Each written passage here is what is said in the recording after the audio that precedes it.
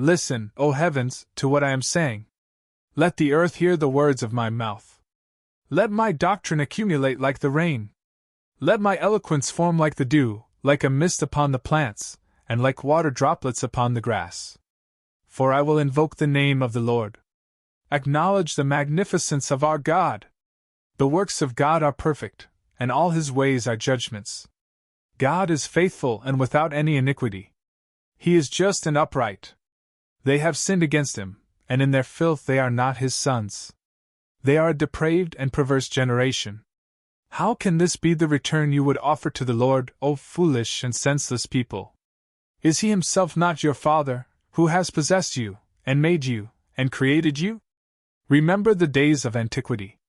Consider each generation. Question your father, and he will declare it to you.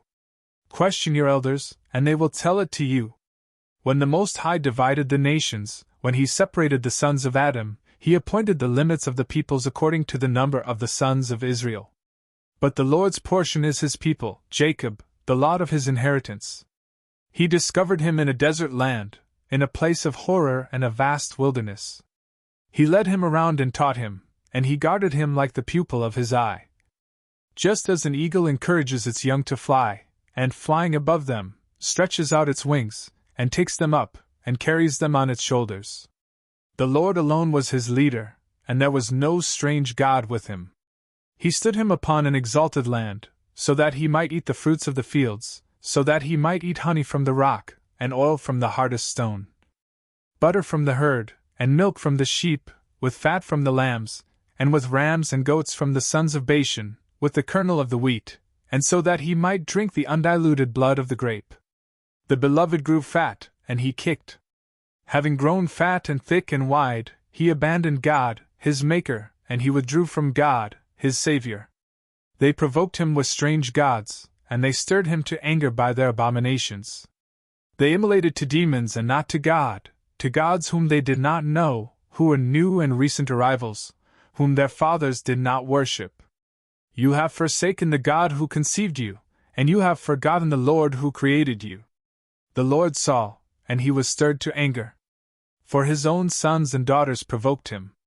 And he said, I will hide my face from them, and I will consider their very end. For this is a perverse generation, and they are unfaithful sons. They have provoked me with that which was not God, and they have angered me with their emptiness. And so, I will provoke them with that which is not a people, and I will anger them with a foolish nation. A fire has been kindled in my fury, and it will burn even to the deepest hell, and it will devour the earth with its produce, and it will burn the foundations of the mountains. I will heap evils upon them, and I will expend my arrows among them. They will be consumed by famine, and birds with a very bitter bite will devour them. I will send forth the teeth of wild beasts among them, along with the fury of creatures that scurry across the ground, and of serpents.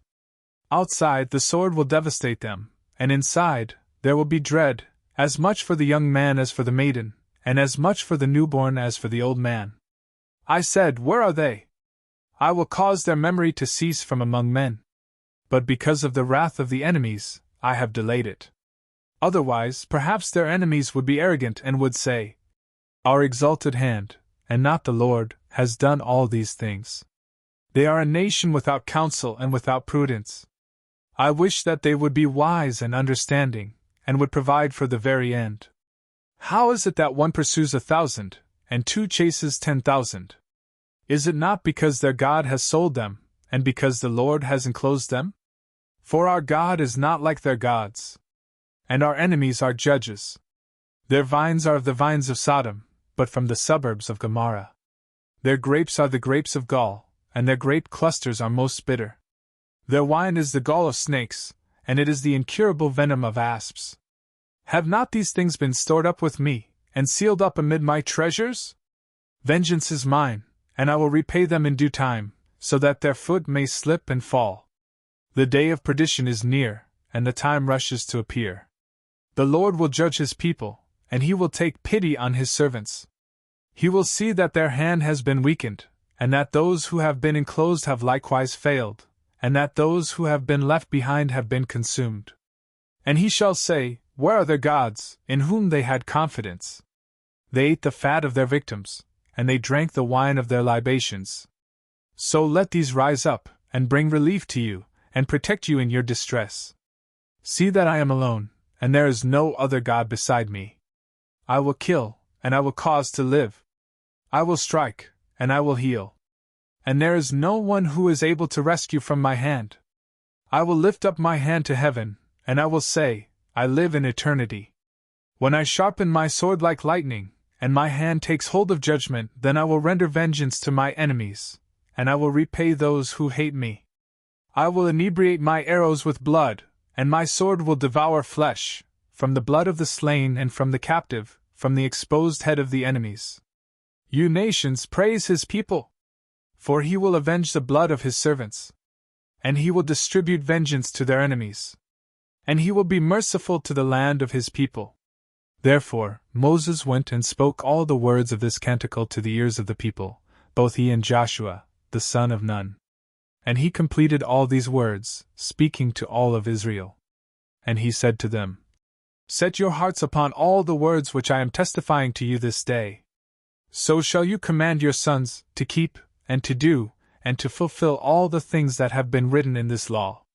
For these things have not been entrusted to you to no purpose, but so that each one would live by them, and so that, in doing these, you may continue for a long time in the land, which you will enter upon crossing the Jordan in order to possess it. And the Lord spoke to Moses on the same day, saying, Ascend this mountain, Abarim, that is, of crossings, onto Mount Nebo, which is in the land of Moab, opposite Jericho, and look upon the land of Canaan, which I will deliver to the sons of Israel to obtain it. And you shall die upon the mountain. After climbing it, you will be joined to your people, just as your brother Aaron died on Mount Hor, and was placed with his people. For you trespassed against me in the midst of the sons of Israel, at the waters of contradiction, in Kadesh, in the desert of Sin. And you did not sanctify me among the sons of Israel. You shall see the land opposite you, which I will give to the sons of Israel, but you shall not enter into it.